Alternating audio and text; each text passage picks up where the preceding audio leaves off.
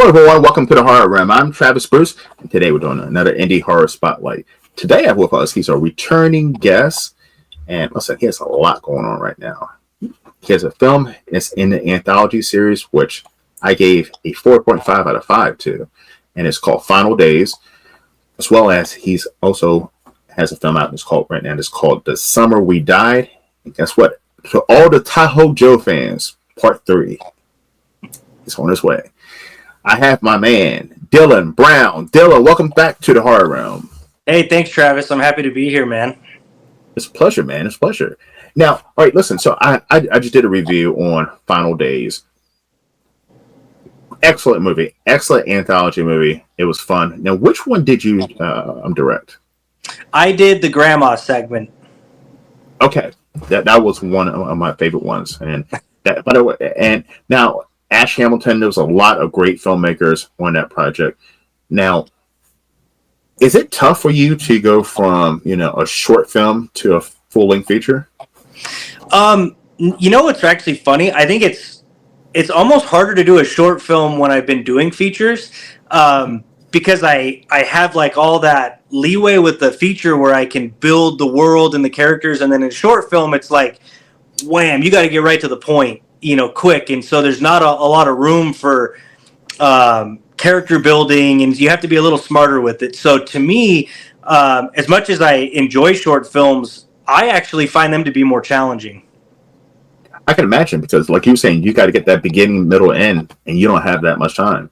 Yeah, absolutely. And then, like, especially with Final Days, Ash was like really, really kind of vague with what he wanted, because he didn't want to drive us in any certain direction. So he basically wanted to make sure that all of our creative freedom was, allowed to be out there. So I don't think he wanted to create too many like strict parameters that would limit our creativity. And so like we knew it had to be set during, the end of the world, and it had to be as around 25, minutes, and that was about it. He didn't really say anything else. So a lot of fun to have that creativity, but yeah, it was definitely challenging, because I had to think like, okay, what's a story I can tell that I can pull off realistically? And then in the back of my mind, I'm thinking, oh gosh, I hope that this is kind of like on par with everybody else's stuff, because we were all just kind of working on our own stuff, waiting to see what it would look like when it came together. And yeah, it was awesome getting to see it all put together. I was like getting to watch it as a movie fan, because I only knew my little part. I didn't even know where the rest of it was going, which was really cool. That's pretty cool. I was about to ask, do you guys you talk to each other at all while you were making the film to find out what you guys were doing? Yeah, like a little bit. I knew, because fellow Horror Dads member Josh Brucker did a segment, and so he and I were, kind of talking back and forth to at least make sure that we were sort of on the same page. And in fact, we even swapped some sound effects. So there's like some sirens that play in his segment that also play in mine. We use the exact same one to kind of give a little bit of a tie-in, that it was the same universe. So like I knew where he was going with stuff. But I still didn't really know like the full film he was doing, because I was in production on mine around the same time. And so it was cool. It was just like I had an idea of what everybody was doing, but I didn't know what it was going to look like. And so it was really exciting to get to watch it all. Now, one of the things I loved about this film was, I love a good, pre-apocalypse, all hell is breaking loose, and this film did a great job with each story showing how different people handle a situation like that. And Absolutely. You're not just seeing one group of people, you're seeing different groups and how they're handling it. Yeah, it was fun because it's like Ash took on that kind of wraparound story, and that one that interweaves through it all, and it was real big scale. He had a lot of people, and they covered a lot of ground. They had big, kind of a big area. It seemed like his kind of sprawls across the city almost. And then mine, I thought, what if I told an end of the world story, but how a lot of people would experience it, which is from inside their home, and this place that's supposed to be your safe haven. And so then I thought, well, like, what if all this horrible stuff is going on outside and people are confused? And then what if that safe haven, your home, suddenly becomes a dangerous place to be in? And so I thought it'd be fun to tell my story from the perspective of just one girl in her house with her grandmother. And there's no power and they're confused. And the grandmother happens to be basically, well, people will have to watch the movie, but Yes. she's definitely not grandma anymore. That's for sure. Now, when you make a movie like this, do you think about in your mind, like, what the hell would I do in this situation? A lot of the times, yeah. I have to sort of tone that back sometimes because my upbringing was like I grew up on a ranch in the country. We did a lot of hunting, a lot of fishing. I took survival classes as a kid. So for me, I would feel pretty confident if I had to take on something like that I would be able to get food, I'd be able to create shelter, get a fire going, all that stuff. But then if I want to tell a scary story, I have to get out of that mindset of, I would know how to handle it or I would be stoic in that situation. And I've got to sort of go, well, no, if you want it to be scary, you have to give a character who doesn't know what to do or the situation is so outlandish or crazy that there is no way to stay calm. So I have to sometimes disassociate myself to make it, for me, it's like, oh, somebody's coming through the door. Well, I got a shotgun ready and that's it. It's over. Horror movie's done, right? But you watch a lot of horror movies and the first thing they do when somebody's in the house is, they have the character grab a baseball bat. They don't have a gun in the house. So, but it allows the story to be scary because they don't have that, quick dose of buckshot to just end the story real quick. So I do have to obviously think how would I react, and then I also have to think, okay, bro, the way you would react isn't a story. That's going to end real quick. So you got to make sure that you get the tension going. So, how would somebody who's not you react? And one thing that you and the horror dads do, you guys are big found footage guys. And found footage, which I absolutely love, starting from the Blair Witch days to Paranormal Activity and even a lot of new stuff. Right now, why do you think so many people love found footage? Why is this new rejuvenation of found footage? I think from a filmmaking standpoint, it's a great entry into making a film because you have the freedom of things can look raw. Things don't have to be super polished because it's supposed to have that amateur feel to it. So from a filmmaking standpoint, it's popular because you may not have all the resources, but if you've got a decent camera and a good story, you can make a movie. And then I think from a fan perspective, a lot of the really, really dedicated found footage fans, I think for them, they like the idea of being in that isolated world of the camera is showing you only what the character is seeing. So you're learning it as they're learning it. And, it allows for more tension and more scares. And you don't necessarily get this like omniscient presence that shows the whole setting and you're waiting for the character to walk into the trap because we don't know the trap's there because we're stuck with this one camera angle. And so I think for a lot of the fans of it, it's just that immersion that they can get really into it. And found footage definitely has its cliches and its tropes that people fall into.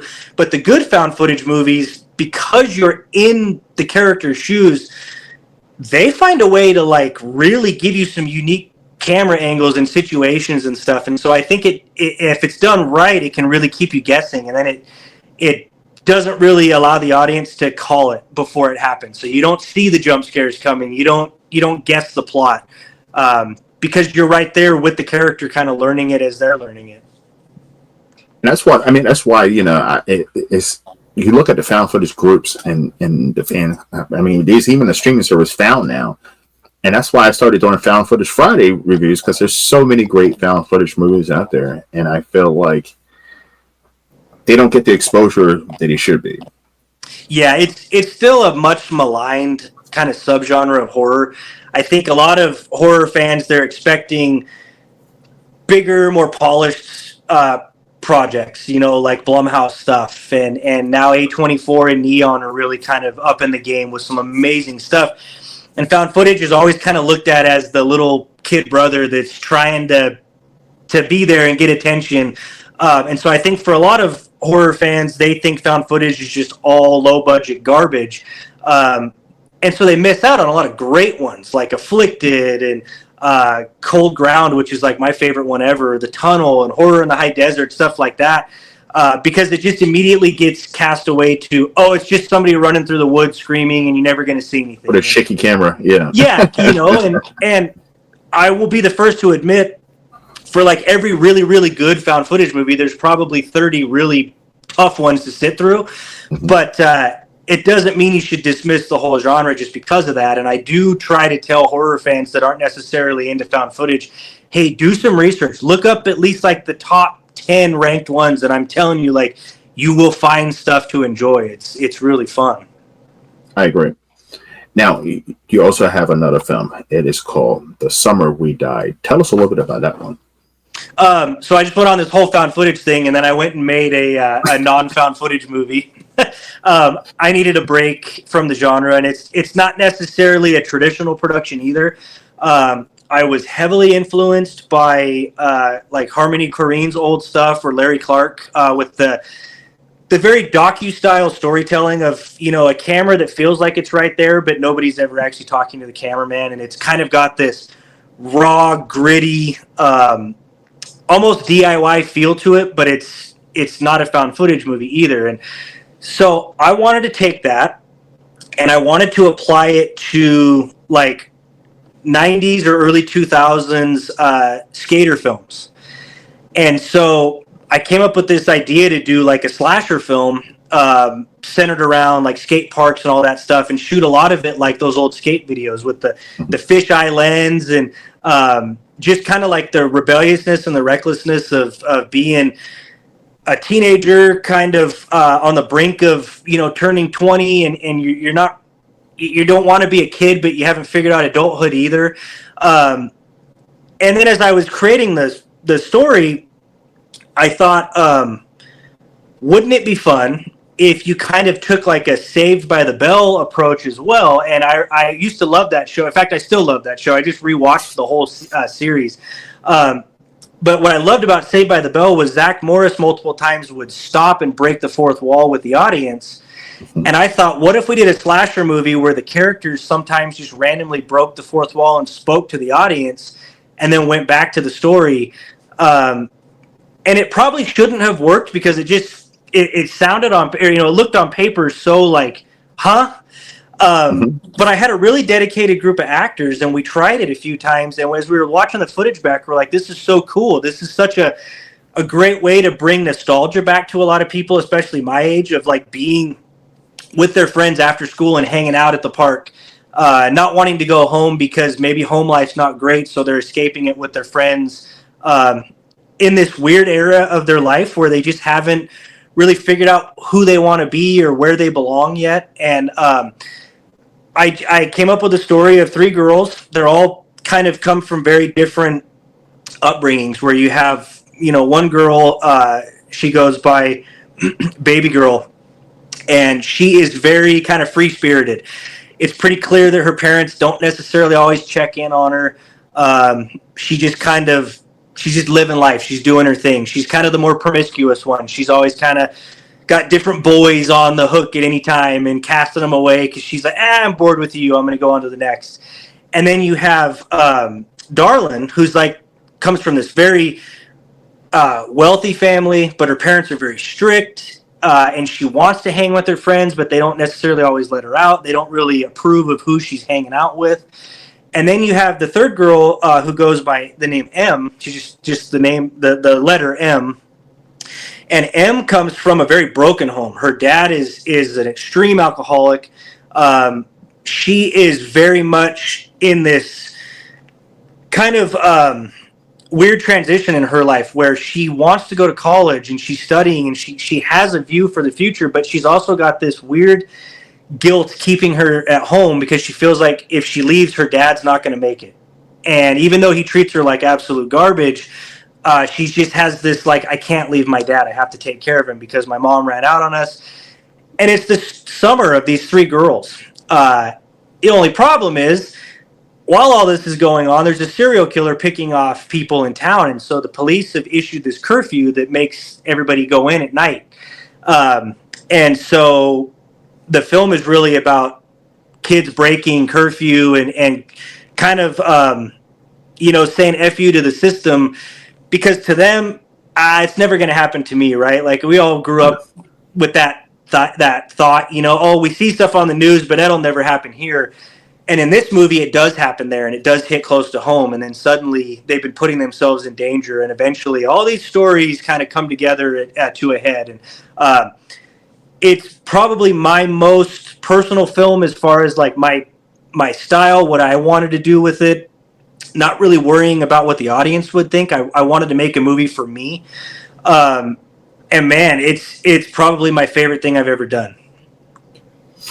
Which is, I'm a fan of your films. I've seen a couple of your films. Even gave one of your film award. Now to go into from found footage to a different style of film, and you got these three characters. You're building you're doing character development. You're giving the audience a backstory about the character. Was that tough from shifting and building characters a little more than outside of found footage?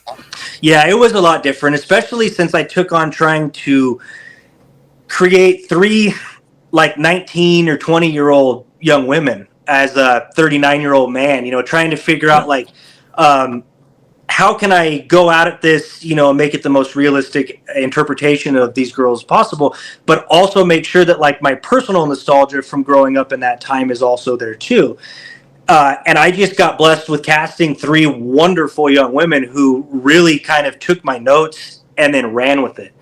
And so I would give them, certain dialogue cues and certain things that I needed hit, but I kind of let them improvise a lot on how they wanted their characters to dress or how they wanted their characters to interact with each other.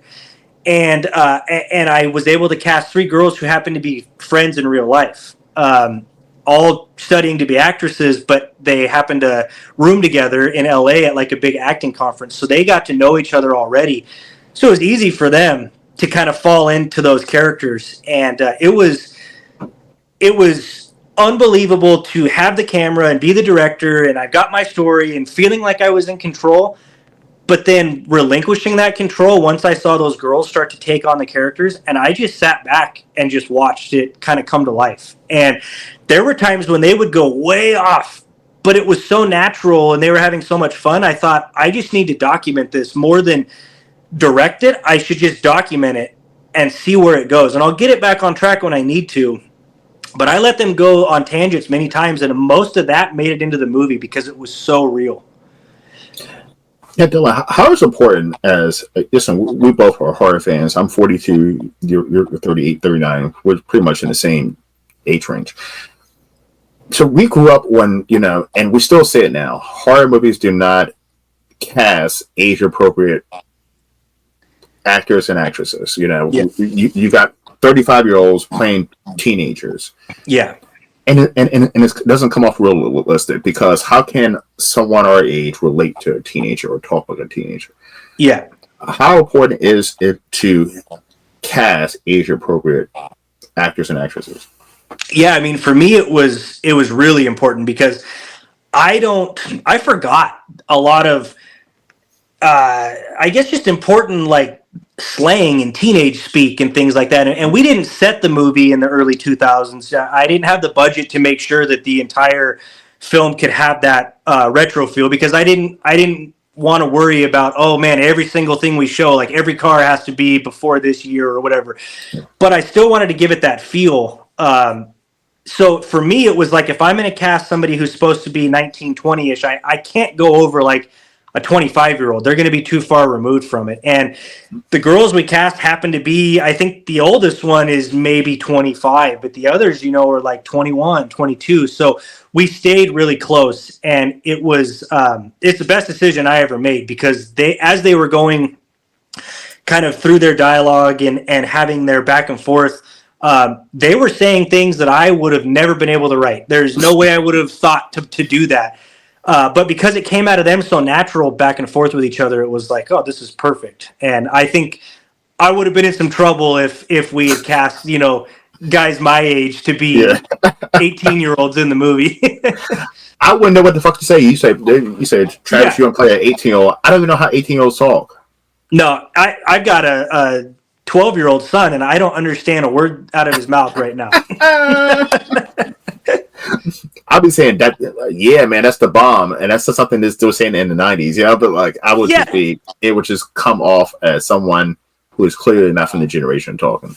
Yeah, absolutely. I mean, I got completely made fun of by my wife the other day. We were talking about a party, and I said, "Oh yeah, I'm ready to rage. Like, let's rage." And she's like, "Huh?" She's like, "That's not a thing anymore." And I'm like, "What? Yeah. That is literally how I defined a good party. It was a rager." And she's like, Mm-hmm. "No, it's not." Now, you also have, listen, you jump back to found footage. You're doing another sequel to TAHOE JOE with TAHOE JOE 3. Now, tell us about TAHOE JOE 3, and does it follow the first two? Yeah, so TAHOE JOE 3 will be our swan song. It's our big finale. I can't say we've been like steadily building toward this particular story, because in TAHOE JOE 2 we did wrap up a lot of the important elements that the first one had kind of left hanging, but we did lightly pepper in some new questions with the hopes that people would call for a part 3. Mike and I, when we did part 2, didn't really have in our minds like there will for sure be a part 3. We kind of wanted to let it get out there to the public, gauge reaction, and then decide from there if we were going to do it. So even though it does follow elements, we are making part 3 a bit of a standalone, to where if you didn't watch the first 2, you'd be okay. But it's also going to be different, in the sense that we're going true found footage with this one. So the other 2 were like fake documentaries, and very much like you could tell the footage had been edited because we put in music and we had B-roll footage and interviews and all that. This one, Mike and I wanted to tell a story that is in real time. So it's essentially, hey, the camera's going, and our characters have a live stream, and so it's playing out live over the course of like a day and a night. So we wanted to just switch the formula up, and I think it's going to be a lot of fun because it's going to allow us to do something that we wanted to do for a while, and that's make a TAHOE JOE movie that is really centered on action and full-blown monster movie. Like, we want to go King Kong, and the other ones were more Jaws, where like you knew the creature was there, but you were kind of slowly getting there, building tension. Now we're the third movie in. Let's do something different, and it is called TAHOE JOE 3 Concrete Wilderness, and TAHOE JOE comes to the suburbs in this movie. So I'm really excited.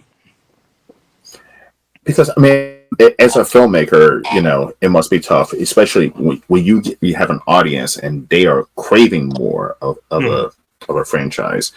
It must be hard not to go into that Friday the 13th, or hopefully not Terrifier, where you're going to TAHOE JOE 7. Yeah, right. Yeah. Yeah, we have a very kind of definitive ending that will be equal parts, I think, thrilling, but also sentimental, to kind of anybody that's followed the storyline. I think I really think it'll give people closure, but in a really nice way. But we're not going to also get there the way people think. I don't want to give too much away, but it's not going to be where, hey, Mike and Dillion, like in the first 2 movies, they made these fake documentaries, which obviously means Mike and Dillion made it out safe, because they had to go edit their footage after this event happened. So like, we know they're safe because this footage was edited later and then released. This one being a live, quote unquote, like a live stream, where now it's in real time with us in danger and all this stuff. We want to keep everybody on their toes, and we don't necessarily want people to feel safe this time. So we have a really definitive ending that I feel like will make me say there's no reason to go back and revisit TAHOE JOE after this, because I think it would taint kind of what we have planned. And we spent a lot of time talking and crafting like how we would do it. And it's going to be great. I think this movie is going to have the most action we've ever done. Definitely our biggest production as far as like the set pieces, the most monster, footage we've ever put on film. We're really excited about that because the suit got a total revamp and Joe looks great, looks better than ever. And it's also going to have a lot of humor. We want people to just have a great time with this movie. So I'm stoked. I am so stoked to get this thing out there. As a TAHOE Joe fan, I cannot wait. Now, when will we be able to see TAHOE Joe 3? So we actually officially kick off production in May. We're going to pretty much film the whole month of May, maybe a bit into June. And then we will take our time editing and go into post and stuff. I mean, anybody that knows Mike and I, we pretty much, we're editing as we're filming. So, I mean, we work fast. We are usually wrapped with filming within like a month or two, and then we edit and we're done in about a month with editing. Like, it's a quick process with us. This one may be a little bit longer because we do have some bigger plans as far as like post-production stuff. And we just want to make sure that since this is our final TAHOE Joe movie, we want to make sure we do it right. So we're sort of affording ourselves enough time to where if we look at it and say, this just really doesn't feel right, we can go back and tweak things or reshoot or whatever. But I would say safely, I would like to debut TAHOE Joe 3, hopefully at the Unnamed Footage Fest in 2026. So, maybe about a year from now. Okay. Where's that at? Unnamed? It's in San Francisco. San Francisco, California, the Unnamed Footage Fest. They have UFF 8 is coming up at the end of this month. Biggest found footage festival in the world. Huge showcase of found footage, in-world camera, analog stuff. It's amazing. Found TV even is sponsoring a block of films, and 2 Horror Dads movies even got in this year. Michael Rock's The Ruck March and Dustin Tamplin's Souvenir. I got to produce them both, and I got to act in both of them, so I'm just like loving it. I also get to go to the festival as somebody who doesn't have a director brain in the game this year, so like Mike and Dustin can go freak out about showing their movies, and I just get to go like live it up as whatever actor, producer, just hang out, and it's going to be so much fun. Love it, man. All right, Dillion, where can everyone find you and your work?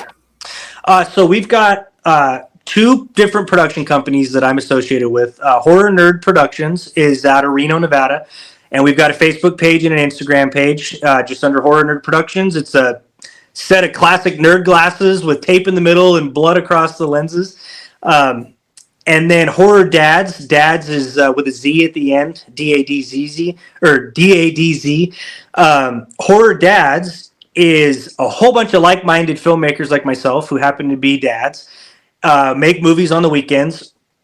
I've got guys in Illinois and Michigan, Indiana, and then 3 of us over here in Nevada. And we kind of created this like, I don't even know what you call it, like a conglomerate or something, where we all have our own individual companies, but we release movies under the Horror Dads label. And we've got an Instagram and Facebook page there as well. Love it. Now, I see you wearing this. I'm sorry. I was just going to say, and then the movies, The Summer We Died is currently on Amazon Prime, and it just hit Fossum, which is free. It does have ads.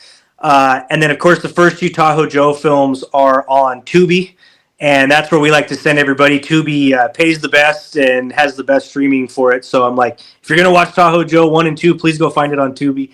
And then, if you want to bring that up. Yes. So I see that you're a Steelers fan. You guys just got DK Metcalf. You guys are building a strong team. Who's going to be your quarterback? Man, that's the one part that they're like fumbling right now. Personally, I would say just bring back Russell Wilson because at least he's already been there for a year. He's at least respected by the guys. He's not a toxic individual. Plus, DK's best years, if you look at statistically, were with Russ. And Russ last year only had 1 wide receiver to throw to, which was Pickens. So I'm saying, like, you got him a new weapon. If they could bolster their running game, I'm like, just run it back with Russ 1 more year and then go get a quarterback in the next draft when you've got, like, Arch Manning and I think a better class out there and maybe get your franchise guy then. But I don't know. There's all this speculation about Aaron Rodgers, and part of me is like, I don't know. Yeah, the guy has a toxic personality, and apparently he's a nightmare in the locker room. Yeah, so I'm just like, I don't know. Personally, I'm such a diehard Steeler fan that I always want them to do the best they can, but I'm almost to the point where I'm like, please tank a year so you actually get a high draft pick instead of always making the playoffs but then never going past the first round, because then you just always pick like between 20 and 25. Like, Yeah, they're like in a weird purgatory where you're too good to have a high draft pick or a low draft pick, I guess I should say, but you're not good enough to win the Super Bowl. And I'm like, I don't like it here right now. yeah. I'm an Eagles fan, so on the other side of Pennsylvania, and like living high right now. Time, yes, and I think this is going to be another run back year. Let's not jinx anything, right? Yeah.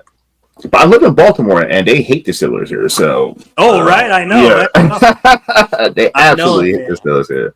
I absolutely hate Baltimore, but the one thing is I know if you talk to a lot of Baltimore fans and a lot of Steeler fans, there's a mutual respect for the toughness between the two.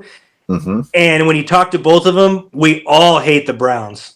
Yes. So, hey, we got that in common. Yes. And the Browns, that team is a mess. It's done. It's a mess. Always. Yeah. All right. Listen, everybody, get your asses over to 2B and check out TAHOE JOE 1 and 2 and get off the Folsom and check out The Summer We Died. I'm going to actually do that myself. By the way, Folsom is an amazing, I just found out about Folsom. Folsom is an amazing streaming service that's out right now. So definitely there's some good stuff on there as well. And look out for TAHOE JOE 3. I'm excited for it. I'm a huge fan of the first one and the second one. Me too. Dylan, it's always glad to have you on, man. And thanks, man. I love having the hard dads on, man. You guys are always fun. We love being on. It's so much fun to come on and just chat movies with people who understand us and don't expect too much, but also hold us to a little bit of a standard, Exactly. Oh, I forgot too. Final Days. Get over to Amazon. That's streaming on Amazon right now. Yeah, streaming on Amazon. And then I believe it will be hitting a bunch of streaming services at the end of this month or early April. It's really close, though. Terror Films is distributing that one, and I believe it'll be heading to a lot of free services pretty soon, so keep an eye out. Keep out for that. I give it a 4.5 out of 5. It's an amazing anthology series. All right, everyone. Well, thank you for coming to the Horror Room. I'm Travis Bruce, and that's my man, Dillion Brown. Go Steelers and go Eagles. Go PA. We'll see you next time. Yes. Thanks, man.